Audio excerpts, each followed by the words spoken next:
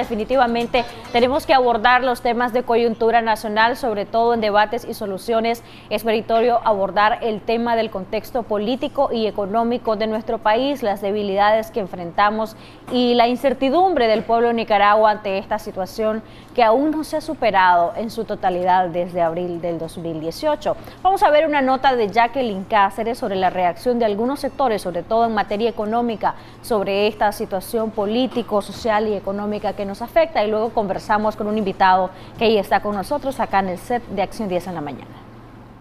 Marta Flor Cáceres es dueña de un pequeño negocio de costura y confección al por mayor. Su negocio no es la excepción, pues a raíz de la crisis económica, su establecimiento ha sufrido grandes pérdidas. El año pasado podríamos mencionar que trabajaban con 3 empresas. ¿Con cuántas están trabajando actualmente? Solo estamos trabajándole a una y algunos ocasionales clientes, ¿cómo le llamo? No es permanente, pues ocasional. Y a una empresa que siempre le hacemos uniforme, pero en poca cantidad también, ya no es la misma fuerza que había antes para la de hoy. Porque antes sí recogíamos, ¿verdad?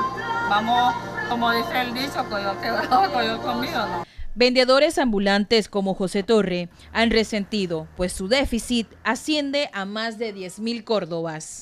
Hasta yo perdí un buen dinero, porque ya va. Pero ¿cómo lo perdiste? ¿Invertiste en producto y no lo pudiste vender o se te lo robaron? No, lo que pasa es que como no había trabajo, entonces comencé a comer. Ya cuando vino, me va a avisar, estaba palmado. A pesar de no tener un futuro no muy alentador, estos pequeños empresarios han creado estrategias para mantener a sus clientes. Hay una más vieja que me compraba hasta 6 pinos, ahora me compra 3. Pues si no, yo no tengo para más, yo vengo, la regalo. Pues cobrarles menos, barato para mantenerlo. Es que ahora sí está todo parejo, todo negocio, tenés que bajarte, aunque el hilo trepa, esto trepa, entonces la luz está cara igual.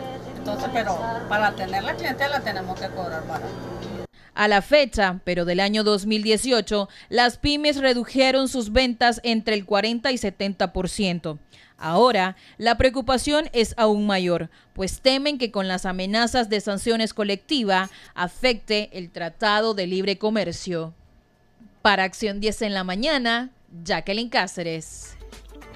Gracias, Jacqueline Cáceres, por ese reporte, y vemos uno de los tantos escenarios que tenemos en Nicaragua, y es el caso de las pymes, de aquellas personas que sobreviven de sus propios ingresos, aquellos que están generando quizá en su mayoría en el sector informal. Dicho sea de paso, este sector en nuestro país ha incrementado debido a los constantes despidos que se han dado lamentablemente, y todo lo se ha suscitado, lo asocian a la crisis político, social y económica. Por eso muchas empresas han tomado la decisión de despedir a sus trabajadores. Cientos de desempleados, miles de desempleados, y la situación sigue en incertidumbre en nuestro país. Está esa parte económica, pero también, dicen los analistas, todo depende de una solución política. Mientras no va a salir Nicaragua, no va a superar en su totalidad esta crisis.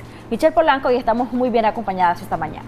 Así es, nos acompaña José Adán Aguirre, presidente del COSEP y también miembro de la Alianza Cívica. Recientemente se ha publicado también un monitoreo alrededor del tema económico y el panorama, y entre las cosas que se decía en estos resultados es que con las cifras que estamos teniendo podríamos acelerar el proceso hacia una depresión económica. También se habla de que el problema del desempleo está generando la informalización y el creciente fenómeno ¿no? Y para hablar acerca de estos temas, profundizar y explicarle a las personas cómo esto afecta a todo el andamio económico de Nicaragua, pues para ello hemos invitado a don José Adán. Gracias por aceptar nuestra invitación e iniciar hablando acerca de que en realidad las cifras podrían ir disminuyendo a tal punto de entrar en una depresión. Nos estamos venezolanizando, como dicen algunos.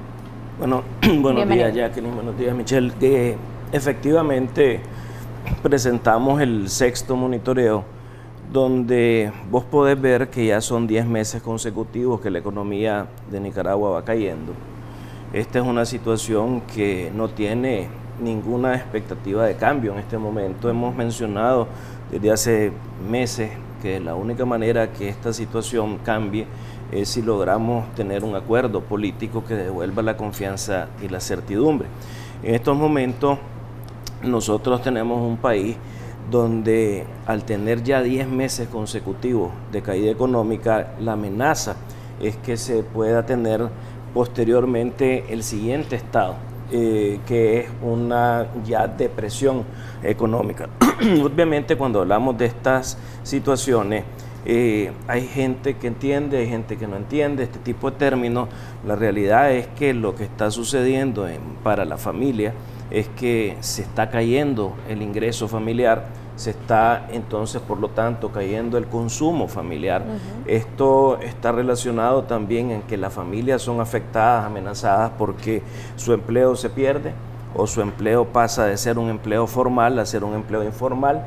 Eso significa que no tiene acceso al seguro social, que no tiene las prestaciones sociales de ley que tiene una persona que está en el empleo formal.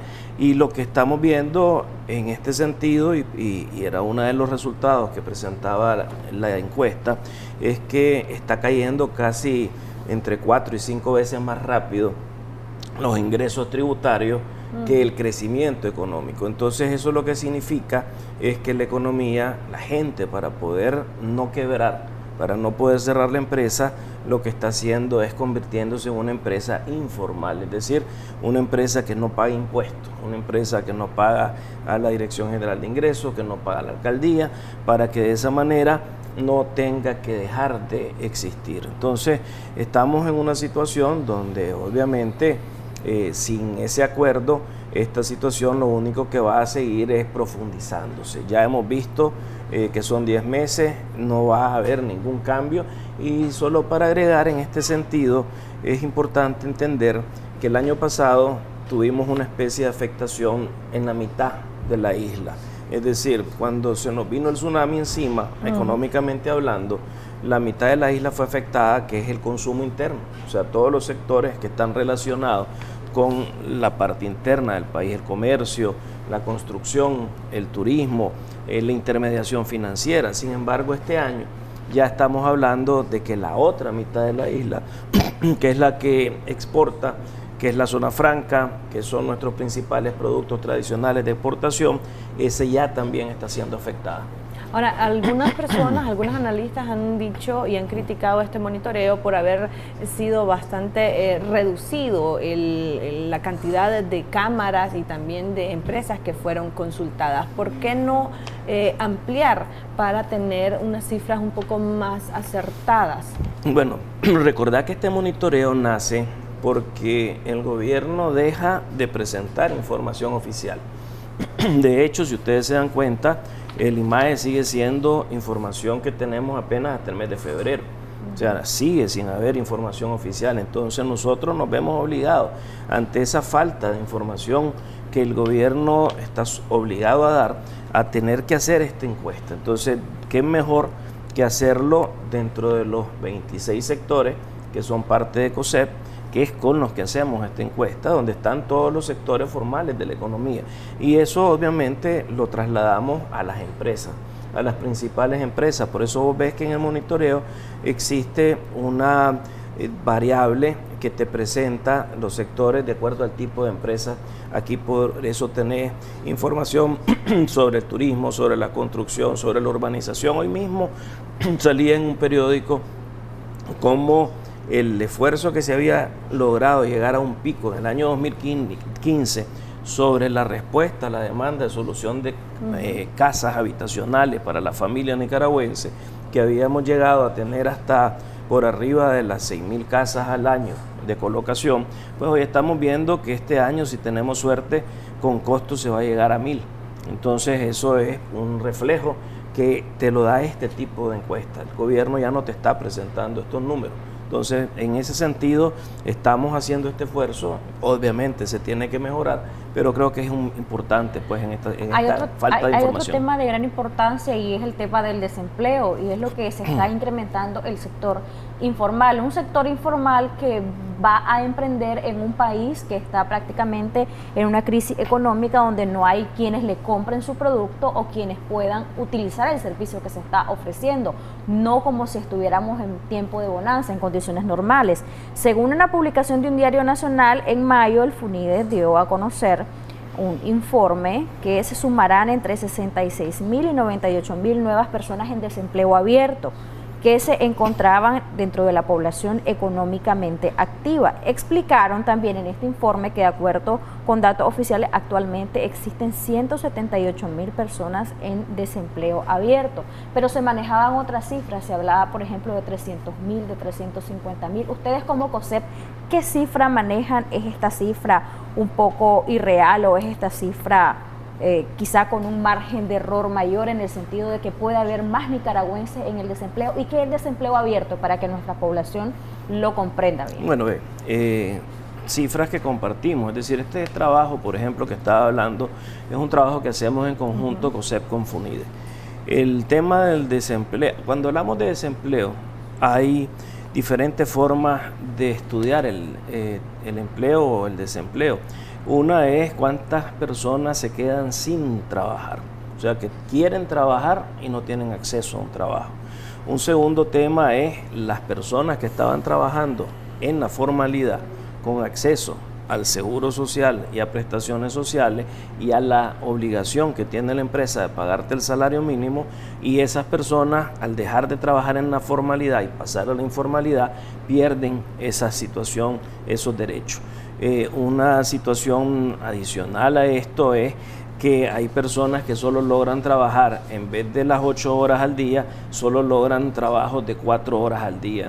Y por último tenés en esa realidad también que la crisis sociopolítica está obligando a que miles de nicaragüenses tomen la decisión por un tema de seguridad de salir del país, de exiliarse. Entonces tenés una afectación en empleo de 4 diferentes áreas. Ahora, hay que entender algo y verlo en un contexto mayor. ¿Qué es lo que está sucediendo con esta realidad y con la crisis sociopolítica? Esto te pone hacia el futuro una situación de presión en cuanto a la pobreza en el país. Se había entendido por estudios que había presentado en el pasado organizaciones como el Banco Mundial que se había mejorado algo el tema de la pobreza. Ahora lo que se mejoró ya se perdió y lo que estamos es viendo una situación de mayor amenaza. Tenés otra situación que va acompañado al desempleo, que aparte de provocar mayor pobreza, te provoca también mayor inseguridad. Este había sido un país donde teníamos la caracterización de que comparado con Honduras, Guatemala y El Salvador estábamos en una mejor situación de seguridad ciudadana. Eso se te empieza a poner también en riesgo. Y tenés un tercer elemento que no puedes perder en este análisis, que es el bono demográfico.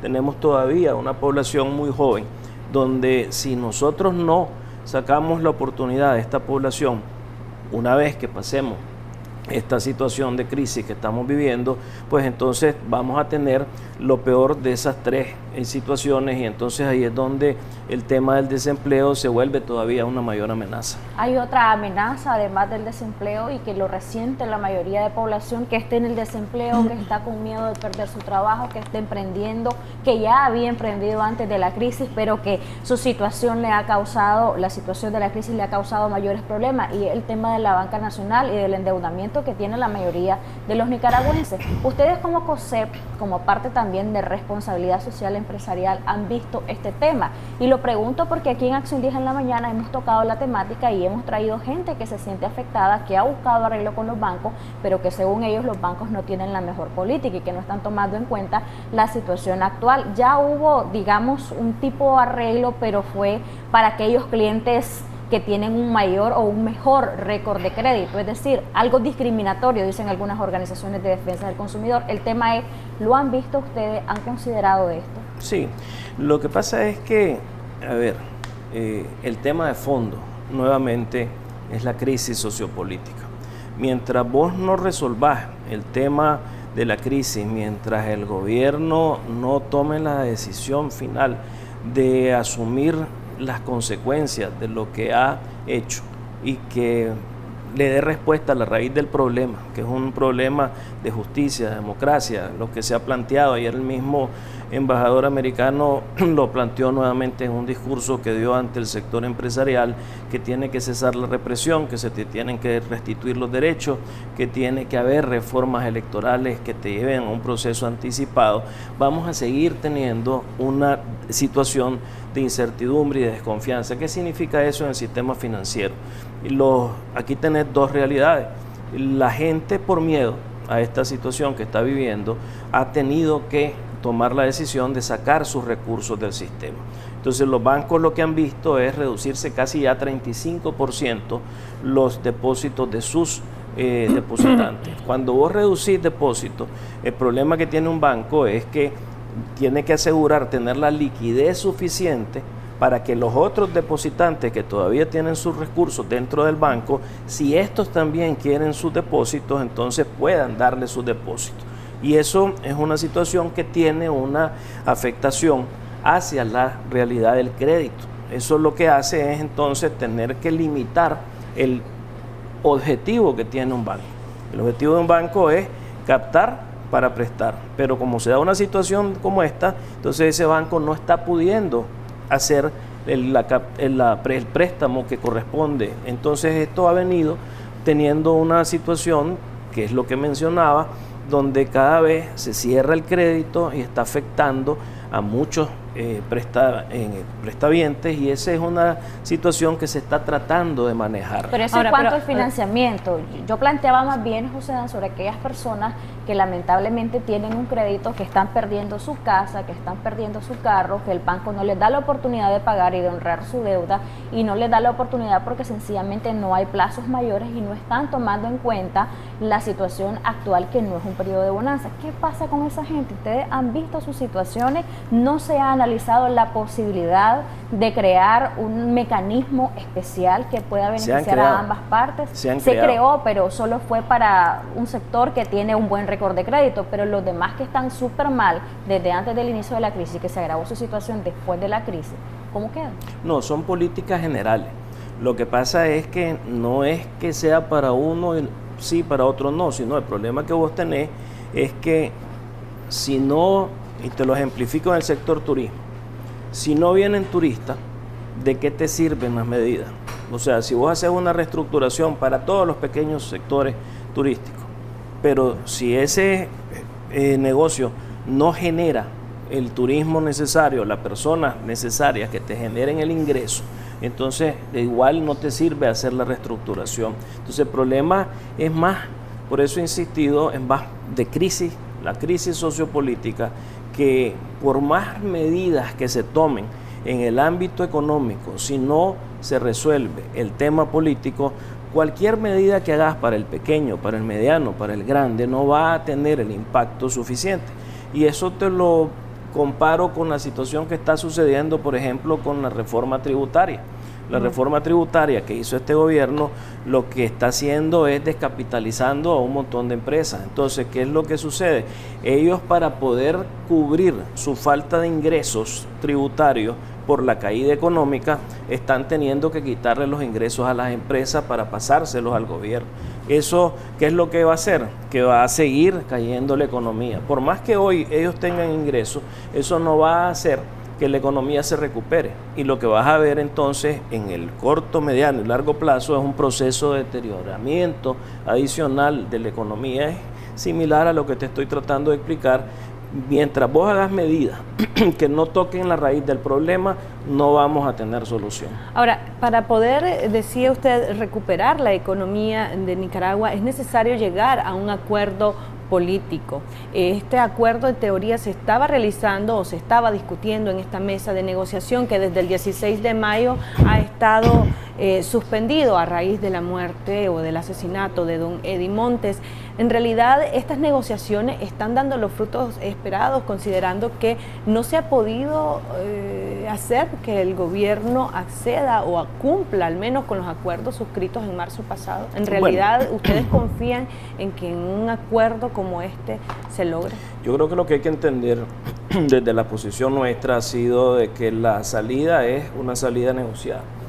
No hay otro para nosotros otra mejor salida que si no es a través de una búsqueda de una salida negociada. Creo que ha sido clara la posición del gobierno también de Estados Unidos, la posición de la Unión Europea, la posición de los países amigos de la Organización de Estados Americanos. Si vemos cuál es la propuesta de resolución que tiene la Organización de Estados Americanos para la asamblea que se desarrolla en Medellín, está buscando obviamente que se retome en ese sentido la búsqueda de una salida negociada. Sin embargo, esta salida negociada prácticamente se está dando entre Nicaragua como gobierno, como Estado, y el resto de países de la región. Nosotros, los nicaragüenses, no estamos logrando llegar a estos consensos. Lo digo porque en realidad lo que ha motivado al presidente Ortega a sentarse a negociar y a acceder a la liberación de los presos políticos a través de esta ley de amnistía ha sido las sanciones internacionales. En realidad, los nicaragüenses, ustedes como alianza, no tienen la capacidad para poder hacer que el gobierno ceda en su postura. Son tres cosas las que están haciendo que el gobierno esté donde hoy está. Y eso es una realidad, lo que vos decías, obviamente la presión internacional que se traduce en esas sanciones, pero hay dos cosas que no tienen que ver con la presión internacional, que son, en segundo lugar, la indignación que existe en la población del país, que aunque hoy está reprimida, no ha logrado contenerla el gobierno, y las expresiones que se siguen dando y esa indignación que el gobierno sabe que la ciudadanía tenemos. Y el tercer punto, que no tiene cómo con su fuerza represiva poder levantarla, que es lo que acabo de mencionar, que es la caída económica. Esas tres situaciones van más allá de lo que puede hacer el gobierno, y es lo que hace que de alguna manera tengamos ciertos éxitos dentro del proceso que ha habido hasta ahora de negociación, porque aunque no hemos logrado tener los resultados y no hemos logrado llegar a resolver la raíz del problema, la realidad es que entre el 27 de febrero y esta fecha logramos excarcelar a más de 640 personas. Y yo les puedo asegurar que ninguno de los que está en este salón podía pensar en febrero que hoy íbamos a estar viendo a estas 640 personas excarceladas, que ustedes iban a estar viendo a todos los excarcelados que hoy están presentes en Medellín, haciendo con su presencia, con su testimonio personal, un reflejo de lo que aquí ha sucedido en este país. Entonces, por ese lado tenés esa realidad, y por el otro lado tenés un acuerdo que ya está plasmado y que lo que hace falta es que se cumpla, pero el acuerdo ya existe. Es decir, si volvemos a ver un proceso de negociación, ya ese acuerdo está. No es un tema para ir a ver cómo se restituyen derechos y cómo se van a restituir derechos. Es decir, aquí ya está el acuerdo, solo para que pero igual no se ha implementado, igual el gobierno no ha cumplido.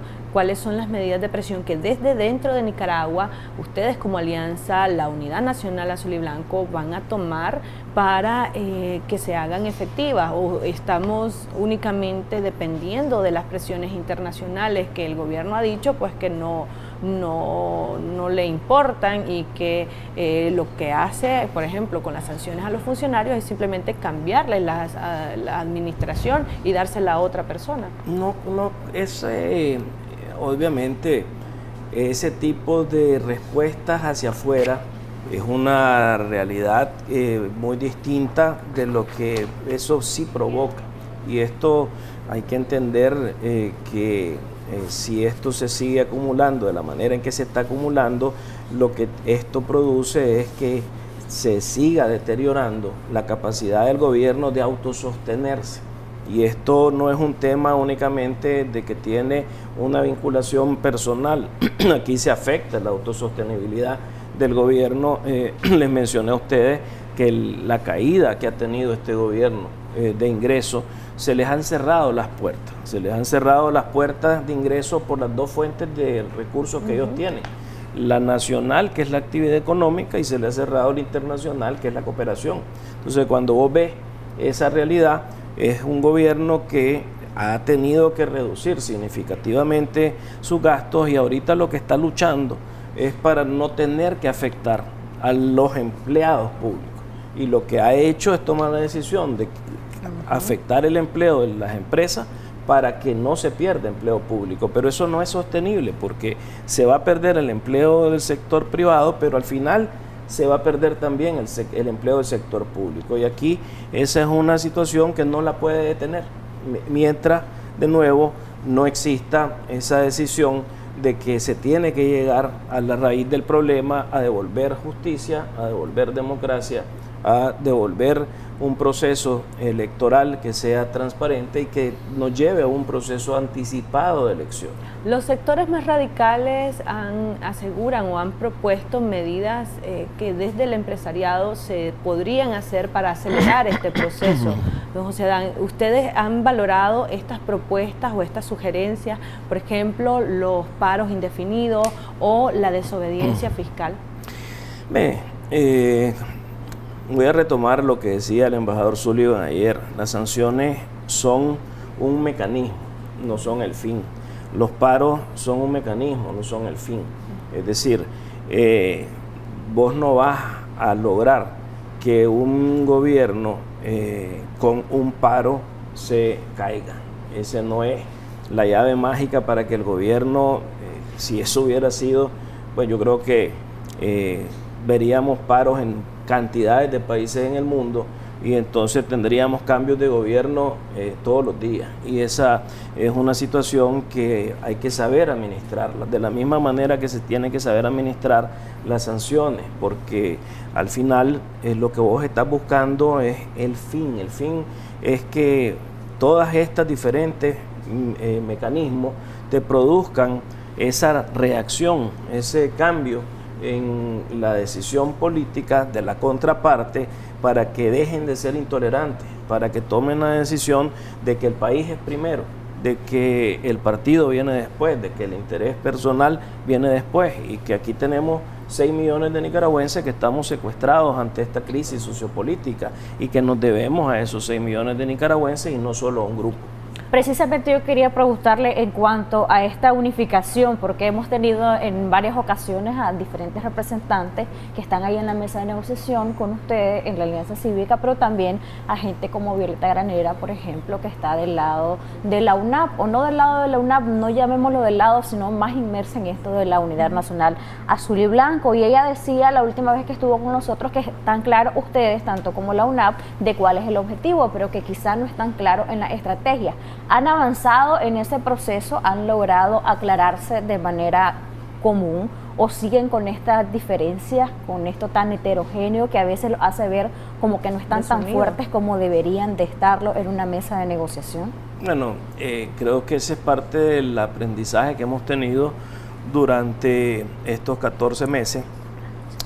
Hay que entender, en el caso de la Alianza Cívica, qué característica tiene la Alianza Cívica, que hemos logrado desde el 16 de mayo a esta fecha, ya prácticamente son 13 meses donde sectores que antes no nos sentábamos, hoy estamos sentados y nos sentamos prácticamente todos los días, donde vos ves a un sector de sociedad civil sentado con el sector empresarial, sentado con los estudiantes, sentados con la academia, sentados con la costa caribe, sentados con el movimiento campesino y tratando entre todos en un esfuerzo donde lo que tiene que prevalecer es el consenso, cómo llevar nuestras posiciones en todo este diferente ámbito de temas, y eso creo que es una lección que no se aprende en un día, se toma todos los días para nosotros poder sentarnos. Hoy estamos además incorporando en estos intercambios, esta misma semana, por ejemplo,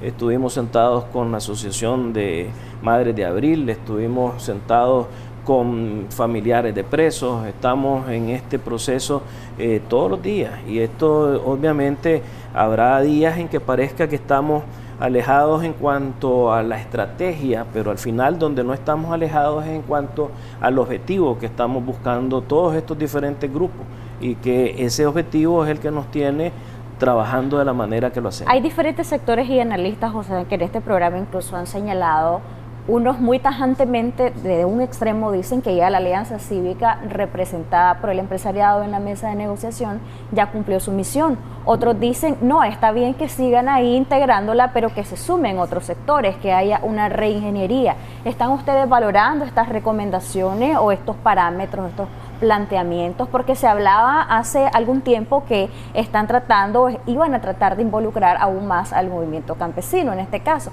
¿Cómo quedaría en este caso las personas que, por ejemplo, estaban presas políticas y que han salido? ¿Estarían siendo parte de esa reingeniería, si es que ustedes lo han considerado? Dos comentarios. Uno, los que estaban y que hoy ya afortunadamente no están secuestrados, que no están presos y que son parte de la alianza, como Medardo y Lener del movimiento campesino, como Edwin de los estudiantes, ya están reintegrados en la alianza, ya estamos trabajando, ya se sumaron a todas nuestras reuniones y están participando activamente. Eso es una situación para nosotros realmente importante, porque lo que estamos tratando en esto es también de que ellos se vuelvan a actualizar de la situación que está sucediendo. Por el otro lado, la forma en que nosotros estamos llevando este proceso nos obliga a sentarnos, y te voy a dar un ejemplo, el tema electoral. Si nosotros sabemos que Nicaragua necesita tener adelanto de elecciones, pero ese adelanto de elecciones tiene que ser con una reforma electoral. Esa reforma electoral, si se abriera la posibilidad de ir a una mesa con la OEA y con los expertos que tengan que venir a hacer ese cambio, obviamente no es la alianza la que va a decidir qué es lo que se va a cambiar. Nosotros lo que somos es un transmisor de lo que todos los sectores tengan que llevar sobre este tema. Pero podrían ceder espacio en la mesa de negociación a estos sectores, porque es cierto, están detrás, pero quizá hay quienes quisieran verlos dentro de la mesa de negociación, así, personalmente. Lo que te diría es que, y ese es el otro punto que se me estaba quedando en el tintero, es que el lugar que hoy tiene la Alianza Cívica ya es un lugar que tiene una legitimidad y que tiene una representatividad y un reconocimiento internacional. Si vos lees la posición de Estados Unidos, si lees la posición de la Unión Europea, si lees la posición de los países de la Organización de Estados Americanos, lo que te dicen es que la negociación se tiene que dar entre el gobierno de Nicaragua y la Alianza Cívica. La alianza va a hacer lo que corresponda hacer en relación a cómo ir lo mejor preparado posible a este proceso, si es que vuelve a haber este proceso. Lo que yo sí te diría es que vamos a abrir canales de comunicación con los otros sectores, pero la alianza como tal, esa es su responsabilidad, abrirse, escuchar y llevar ese mensaje en ese espacio que se ha ganado la alianza a lo largo de estos 14 meses. ¿Descarta que hayan nuevos integrantes en la mesa de negociación junto a la alianza? Nosotros no descartamos nada. Lo que pasa es que no es tampoco lo que se ha planteado.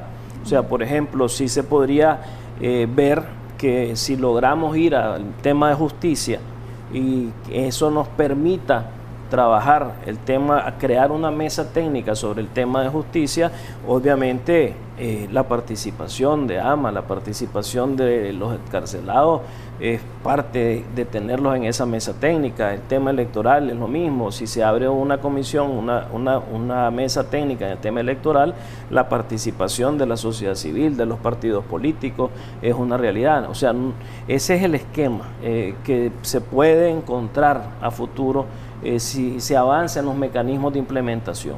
En estas conversaciones con los diversos sectores, por ejemplo, para hablar sobre las reformas electorales, también estarían incluyendo a todos los partidos políticos. Hablamos de no solo de C por L, que sabemos que son aliados, sino también, por ejemplo, el Partido Liberal Constitucionalista, que de hecho ya tiene una propuesta de reforma a la ley electoral, y los otros partidos que tienen y a los que no tienen personería jurídica. El mismo mecanismo que la Organización de Estados Americanos, a través de su área electoral, ha planteado, es un mecanismo que establece que si esto sigue la mesa de negociación y se desarrolle. Y esto es importante. Son dos cosas aquí. Uno, la OEA te dice estamos dispuestos a tocar el tema electoral en el ámbito de la mesa de negociación. Pero eso abre en ese ámbito un espacio donde por un número de 3 meses aproximadamente, este grupo, si esto llega a suceder, entonces van a tener la oportunidad de escuchar no solo a la posición de la alianza, la posición de la unidad, la posición de la sociedad civil que ha estado por años en el tema electoral, sino también va a escuchar a los partidos políticos, y ahí no hay discriminación de cuáles partidos políticos. Ya para ir concluyendo, o sea, me gustaría que no quedara fuera del aire hablar acerca del futuro de la Alianza Cívica como formar parte de una especie de alianza de gran partido que se ha propuesto, y muchos dicen que ya deberían de ir buscando cómo definirse, dejar de ser la Alianza Cívica como parte de la mesa de negociación y dar el paso hacia la carrera política. ¿Ustedes ya se están planteando esto, considerando que dentro de poco podría retomarse la negociación y discutir los temas de las reformas electorales? Y considerando precisamente que lo que se pide es un adelanto de elecciones, hay que ver eso, y hay que ver que también pues todavía no están unificados totalmente en estrategia.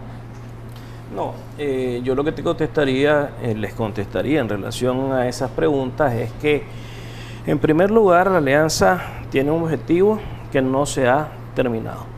Entonces nosotros nos tenemos que dedicar en este momento a seguir fortaleciendo el esfuerzo para, si volvemos a la mesa de negociación, estar preparados para ir a buscar los otros objetivos que no se han logrado. Eso es una situación que es prioritaria. Luego, si se logra un acuerdo, la alianza tiene una segunda gran responsabilidad, que es la implementación de esos acuerdos. Porque el acuerdo es nada más el primer día. O sea, cuando vos lográs un acuerdo, no es que ya se acabó la película, está iniciando el proceso. Entonces vos necesitas tener a una alianza trabajando a partir de ese momento en asegurar que la implementación de esos acuerdos se den.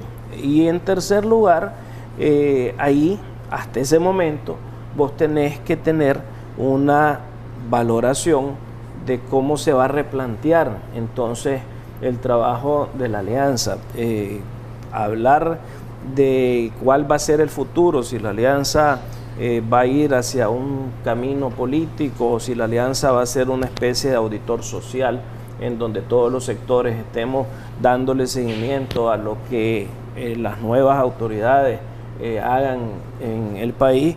Son temas que están por discutirse a futuro todavía. Okay.